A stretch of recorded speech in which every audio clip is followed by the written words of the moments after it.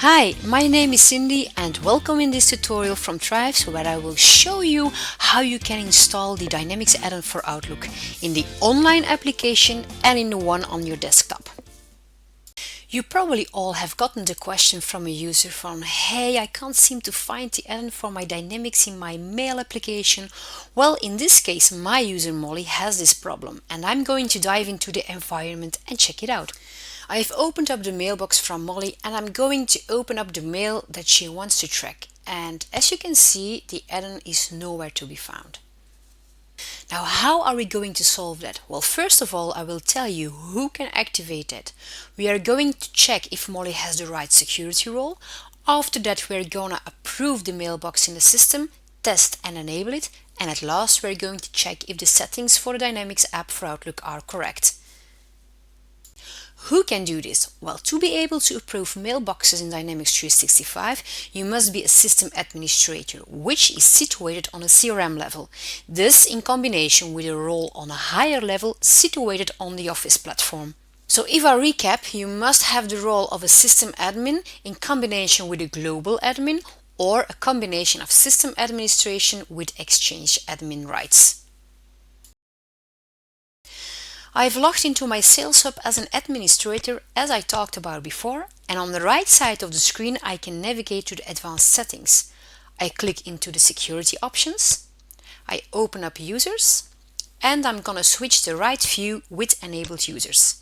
And in my case I search for Molly, I select her, and I click into manage roles above in the toolbar. And as you can see, she doesn't have the rights to the Dynamics app for Outlook yet. So I'm going to activate that one right now. For the next step, we can move on from this screen. I select Molly again and I click on the dot in the toolbar and I open up my mailbox. Or you also can find this option when you navigate back into the settings, go to email configuration, mailboxes. Alright, back to Molly, so I open up the mailbox. Here in the ribbon, you first approve the mailbox. You click on it, and this can take a while. After you approve the mailbox, you can test and enable it by clicking also the right action button, but found in the middle of the ribbon. Alright, let's do that.